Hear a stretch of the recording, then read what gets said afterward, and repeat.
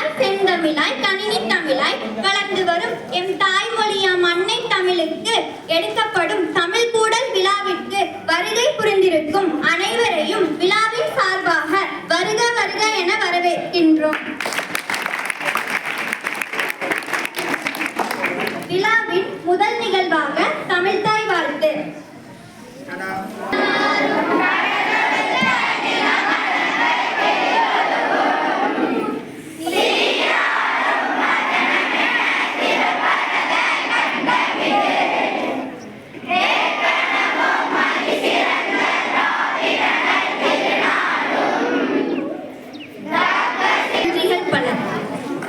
தொடர்ந்து ஒளிவளர் விளக்கம் புத்தி விளக்கனை ஏற்றி சிறப்பிக்க அவை சான்றோர்களை அன்புடன் அழைக்கின்றோம்.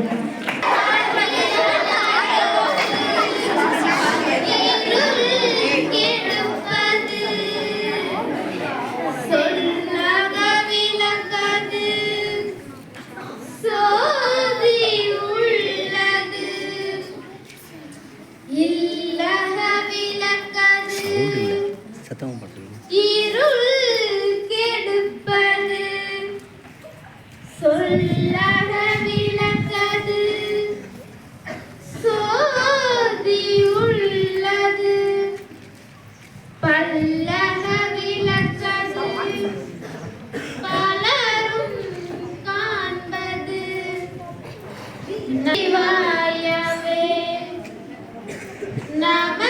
நமச்சிவாயவே நமச்சிவாயவே.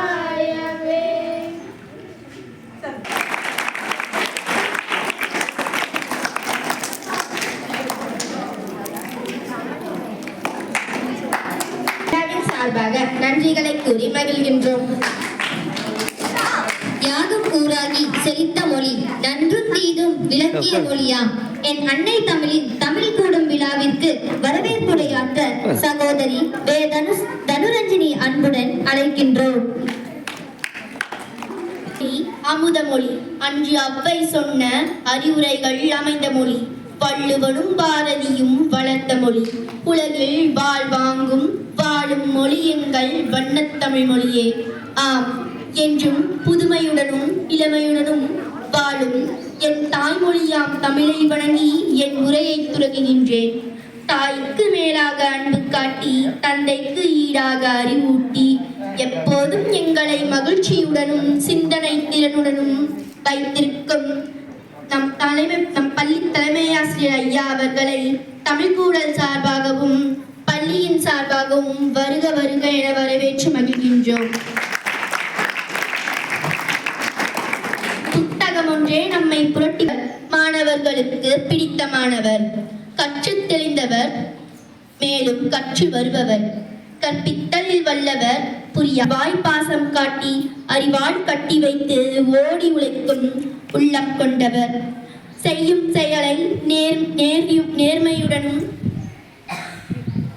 மாணவர்களையும் நேசிப்பவர் தன் பணியை உயிராய் கொண்டவர் பெற்றோர்களை பேணி காக்க எங்களை விட முடியாமல் விட்டு சென்றவர் தமிழ்கூடல் விழாவிற்கு வருகை புரிந்து எங்களை மகிழ்ச்சி வெள்ளத்தில் ஆழ்த்தியவர் நம் பள்ளியின் முன்னாள் தமிழாசிரியர் இந்நாள் முகாசி பிடாரியூர் அரசு உயர்நிலை பள்ளி தமிழாசிரியராக பணிபுரிந்து வருகிறார். இத்துணை பெருமைக்கும் சொந்தக்காரர் நம் தமிழ்கூடல் விழாவின் கதாநாயகர் திரு கண்ணன்னையா அவர்களை வருக வருக என இருகரம் கூப்பி வரவேற்று மகிழ்கின்றோம். மேலும் இருவாழ் ஆசிரியர் பெருமக்களையும் என்னுடன் பயிலும் மாணவ செல்வங்களையும் தமிழ்கூடல் சார்பாகவும் பள்ளியின் சார்பாகவும் வருக வருக என வரவேற்கிறோம். முன்தோன்றிய மூத்த கொடி தமிழ் குடி என்ற வரிகளுக்கு ஏற்ப தோழரை தலைமையுரை நல்க அன்புடன் அழைக்கின்றோம்.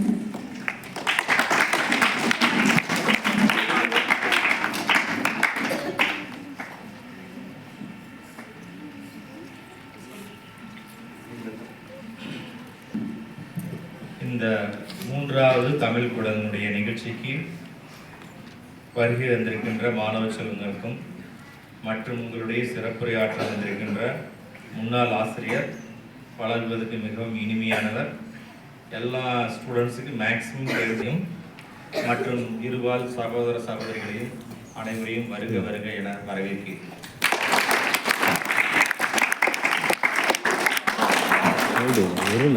உங்களைப் போலவே நானும் சார் பேசக்கூடிய தமிழ் வெள்ளத்தில் மூழ்க ரெடியாக இருக்கிறேன். விழாவின் சார்பாக நன்றிகளை உரித்தாக்கிக் கொள்கிறேன். வாழ்வும் எங்கள் வளமும் மங்காத தமிழ் என்று சங்கே முழங்கு என்றார் பாரதிதாசன் என்பதற்கேற்ப தமிழின் சிறப்பு கூறும் இவ்விழாவிற்கு வருகை புரிந்திருக்கும் சிறப்பு விருந்தினருக்கு நினைவு பரிசினை வழங்கி சிறப்பிக்க தலைமை ஆசிரியர் ஐயா அவர்களை அன்புடன் அழைக்கின்றோம்.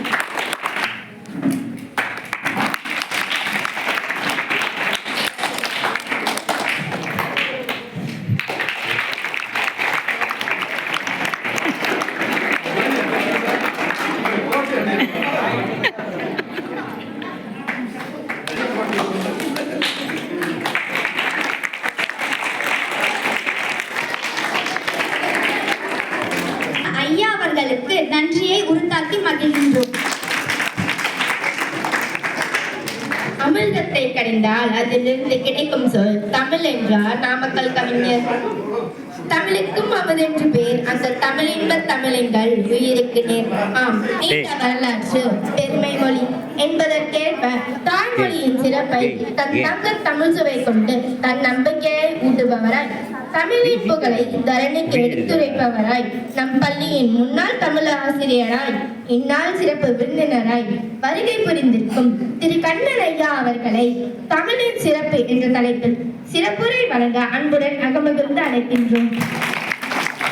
குரு சாட்சாத் பரபிரம்மம் தஸ்மை ஸ்ரீ குருவே நமः. பூஜ்யாய ராகவேந்திராய சத்ய தர்மராதாய ச பஜதாம் கல்பவர்ஷாய நமதாம் காமதேனுவே. ஜெய் ஜெய் சங்கர ஹரஹர சங்கர காலடி சங்கர காமக்கோடி சங்கர ஸ்ரீமத் சர்க்குரு சாந்தானந்த அவதூத பரம. தொடங்குகிறேன்.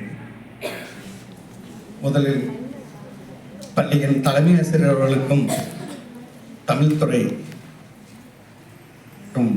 முதற்கண் நன்றியை தெரிவித்துக் கொள்கிறேன்.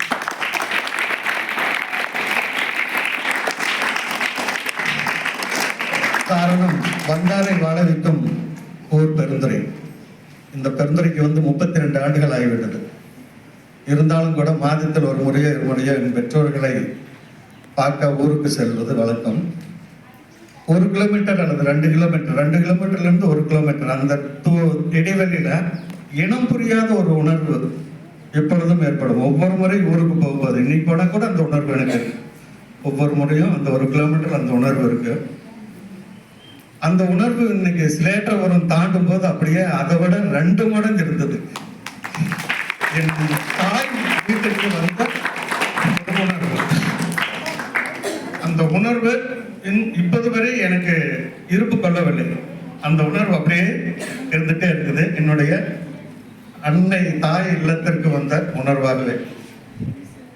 தலைமை ஆசிரியர் அவர்களுடைய பெற்றோர் காலத்திலிருந்து அப்பா அம்மாவுடைய நண்பர்கள், அப்புறம் அவங்களுக்கு அடுத்தது தலைமை ஆசிரியருடைய நெருக்கம். அவர் சொல்லும்போது என்னால் எதுவுமே மறுக்க முடியல. தொடர்ந்து ஒவ்வொரு பள்ளிக்கும் அழைக்கும் போதெல்லாம் தலைமை ஆசிரியர் கொஞ்சம் சங்கடப்பட்டாங்க. அதனால இங்கே வரும்போது தற்செயல் விடுபடுத்திக்கொண்டு வர வேண்டிய ஒரு சூழல்.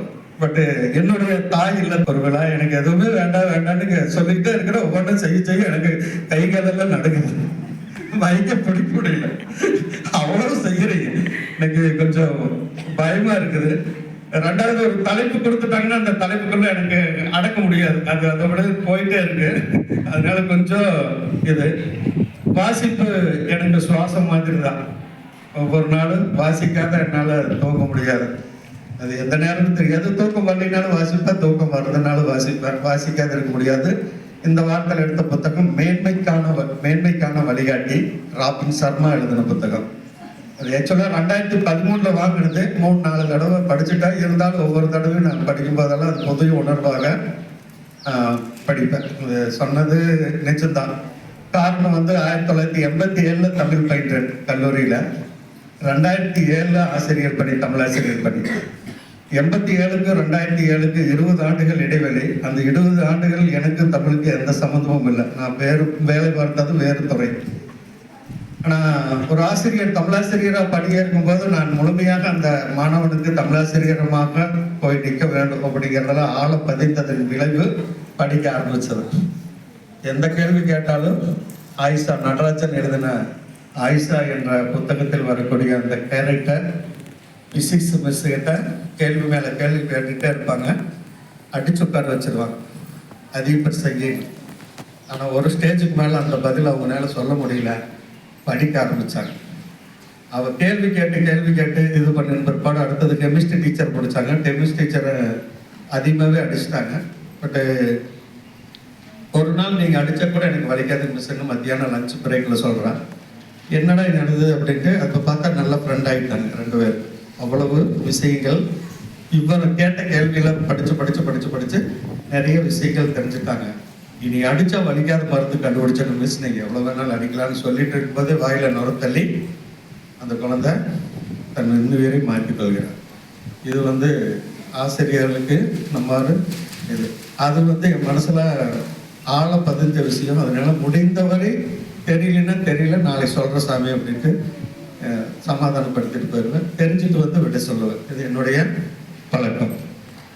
தமிழின் சிறப்பு தலைப்பு தெரியும். 9ஆம் வகுப்பு இருக்கீங்களா? இருக்கோம். தித்திக்கும் தெல்லமதாய் சொல்லலாமா? வந்தது எங்களுக்கு வேலையா சார் படிக்கலாம் சொல்லலாமா? தித்திக்கும் தெல்லமதாய்